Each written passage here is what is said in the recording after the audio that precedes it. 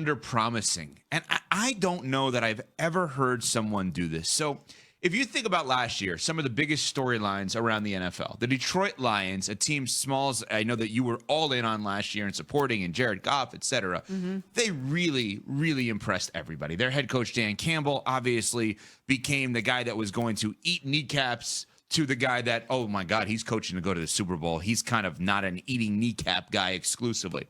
Well, the assistant coach is like number one assistant coach is this guy, Ben Johnson, offensive coordinator, who like a lot of teams really wanted to be their head coach and interviewed him over the offseason. So he meets with the media over the weekend. This is their offensive coordinator, and he tells us why he hasn't taken a head coaching job yet. Something that really resonates with me is, okay, 8 openings this past year.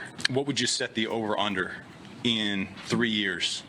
How many still have jobs? I'd put the over-under at 4.5. I would say there's a good chance 5 of them are out of jobs in 3 years, you know? And so when I look at it from that perspective, if I get the opportunity to go down that road, it's about how do I get to that second contract? How do I set myself up that the stars need to align? I'm not going to do it just to do it. I love what I'm doing right now. Love it. I love where I'm at. My family loves where we're at. Love the people that we're doing it with. And so I'm not willing to go down the other path yet unless I feel really good about how it's going to unfold. Okay, so he's telling us about the over-under of head coaches who are going to get fired. He's thinking about his second contract. He's yet to sign his first contract. Here's what he's looking for in a head coaching job. It comes down to its ownership, its staff, it's my vision of how I can make it work with how I know I am. Like, part of me, too, I love play calling. And so I would, if I took a head coaching job, would want to be a play calling head coach. Well, there's a limit on how much time there is during a week. And so what's it going to look like Monday through Sunday in that regard? And just want to make sure everything's nailed down. And listen, there's an adjustment period for every person that takes that job. They're learning on the fly. But I think the more that you have set, and feel good about, that gives you the best chance. Guys, I can't tell, and I know we're supposed to have black and white opinions, obvious, like this is what I think about this situation. I can't tell if this guy is unbelievable. Hold on. I just want to point that out what he just said. Because this is exactly why I created this channel. He just said, I know we're supposed to have black or white opinions, meaning like where you have to have clear, concrete, like that's what is shoved down the media's throats of like, this is what you need to have. You need to have concrete opinions. There's no room for nuance. You can't say, well, I kind of think I agree with this and I kind of agree with that.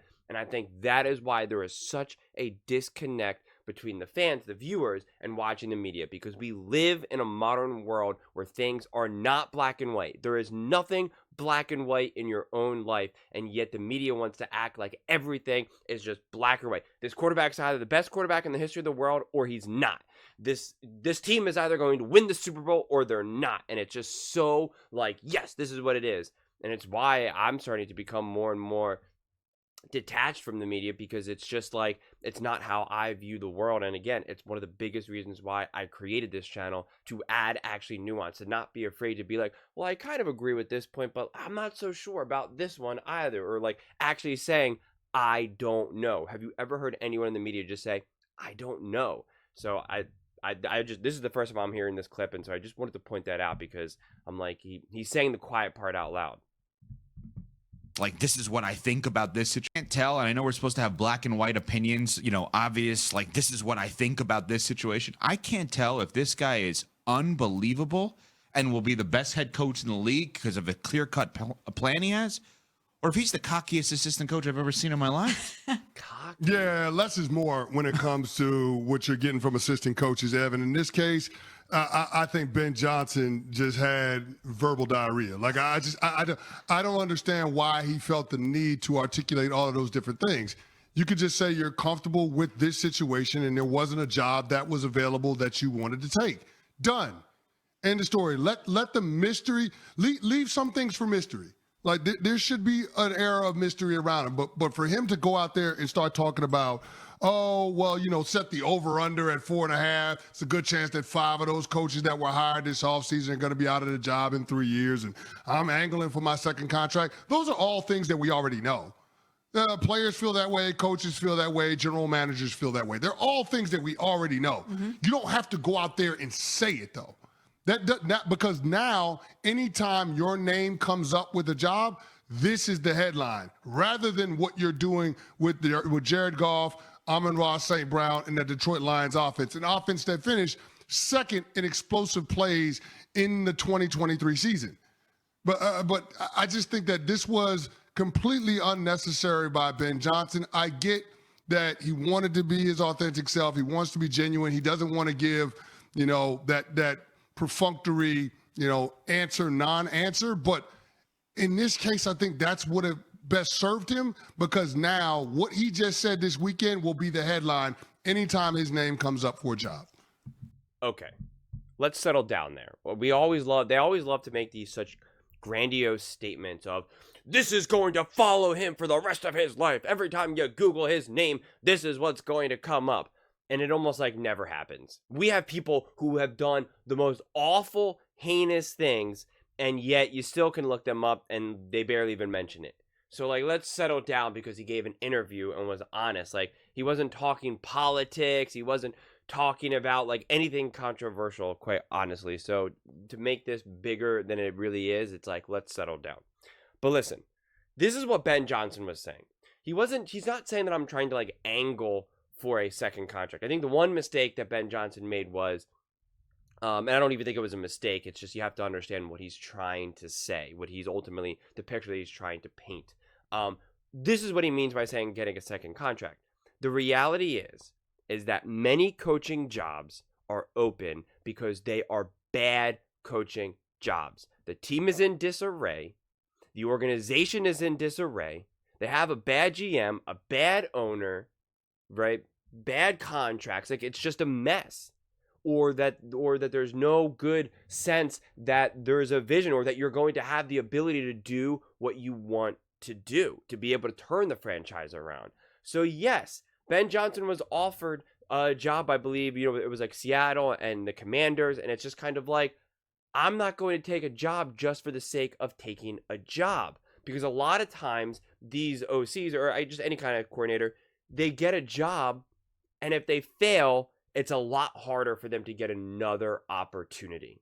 We see this a lot with these types of jobs. Once you become a head coach and have some success, then it's a little bit easier for you to get fired and then get another job, because at the very least you've kind of proven. Because the truth of the matter is that most coaches can't even be a head coach. That's the reality. And so you'll see a lot of average or kind of good, kind of slightly not so good coaches get jobs, because at the very least, the owners and the GMs, like, they know that they can at least run the team. They may not be a genius. They may not be able to outcoach every coach across the sideline, but they know that they can actually manage a team. It's not a disaster, right? It's not going to be a complete clown show. And a lot of teams are just looking for that sometimes. Like we just need someone who is competent, not a super genius, not who's going to be able to do all the tiny little things that ultimately gets us to winning a Super Bowl, but we know that this is a functional operation. And it's the same thing that you see this actually in Hollywood, ironically, with directors. A lot of directors who are just kind of like, they're good, they're okay. They're not these elite Academy Award-winning directors, but it's such a complicated job to be a director, as well as being like an NFL head coach, that as long as you're just competent, as long as you prove, yeah, I can get the job done. Like I have this baseline that I can get done. They're like, okay, great. We're comfortable paying you because we just know you're going to do your job. And sometimes that's all that matters. But when you're an OC getting a job, or you're supposed to be this hot shot, and it kind of goes bad, he takes a job with the Commanders and he has 2 losing seasons, back to back. Now everyone questions, is Ben Johnson even that really good of a head coach?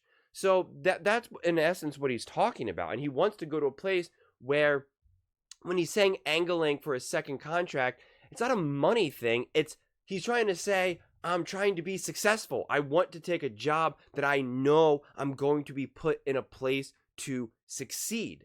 And again, any of us who have worked, which I assume majority of you guys watching this, outside of maybe some of you people who are just trust fund people, which is probably virtually none of you, like, we've all worked jobs where we were not put in places to succeed. I've worked a handful of jobs where sometimes management put me in a position, empowered me to genuinely succeed, to thrive. And then I've had other jobs where I was essentially set up to fail. Not on purpose, of course, but it was bad management, bad supervisor. I had like 5 different supervisors, a very poor facility that I was working at. This was when I was working as a drug and alcohol therapist at a men's inpatient rehab facility. Underpaid, overworked. Like, they were setting me up to fail. And because of that, I was like, I can't do this anymore. I got to get out of here, right? And so that's the difference.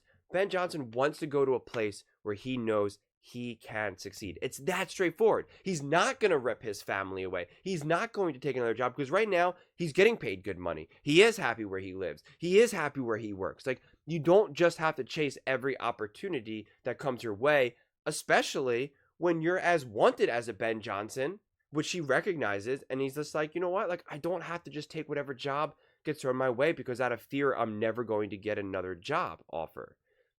And it's smart. Because we see this again and again and again. All of these head coaches get hired and they get fired very quickly. Even established head coaches will get fired quickly. You know, people are talking about Mike McCarthy getting fired. And people are like, he's a Super Bowl winning head coach. And he's just led the Dallas Cowboys to 3 straight 12-win series. And he's going to get fired potentially. I mean, a lot of people see him as a lame duck coach. So that's why, like, how do you think a Ben Johnson would be able to fare then in, like, Seattle or Washington or wherever? Like, he wants to look at a place that he knows that he can really succeed or have a great opportunity to succeed. And the truth is that this season, or after this season, so the next season, there could be some legitimate, viable, blue blood organizations with bona fide owners, GMs, offensive weapons, whatever it may be, that are available. Whether it's the Dallas Cowboys, the Philadelphia Eagles, the Buffalo Bills. I mean, like, you're just given now, like, true opportunities with legitimate GMs, legitimate players, legitimate quarterbacks. Like, if you're Ben Johnson, who would you rather coach? Josh Allen or take the job in Seattle or Washington where you're like, I don't know who the quarterback is. Who can we draft? Geno Smith, I guess so.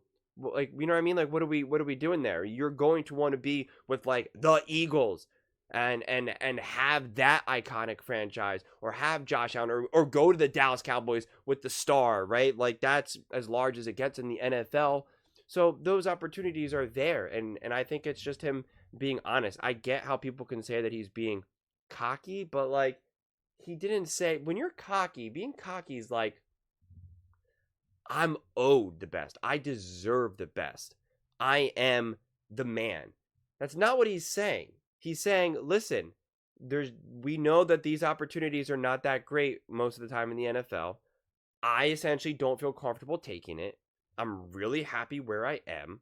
I love being in Detroit. My family loves being in Detroit. I love coming into work. I love the people I'm with. I want to continue to enjoy my job.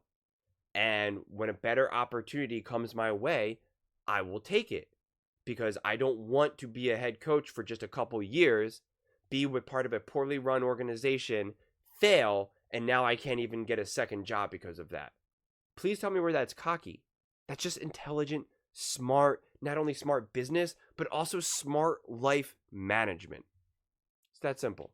But those are just my thoughts. I would absolutely love to hear yours. What do you guys think about Ben Johnson's detailing his decision to pass on head coaching opportunities? Do you think he should have just said less? Or do you think he was being honest? And we always say we want people to be honest, and then we hold their feet to the fire when they do. Let me know in the comments below. I read every single comment, so whether you agree with me or disagree with me, either way, let's get in some discussions, let's get in some fights, but ultimately, let's just have some fun. And please do consider subscribing. We are building an amazing community here, and I would absolutely love to see you part of it. I want to build something that we all genuinely feel connected to, something that we're really excited to be part of, and I think we're well on our way to doing it. And please don't forget to give this video a thumbs up, as it really does help with the visibility and the algorithm. Thank you so much. See you next time.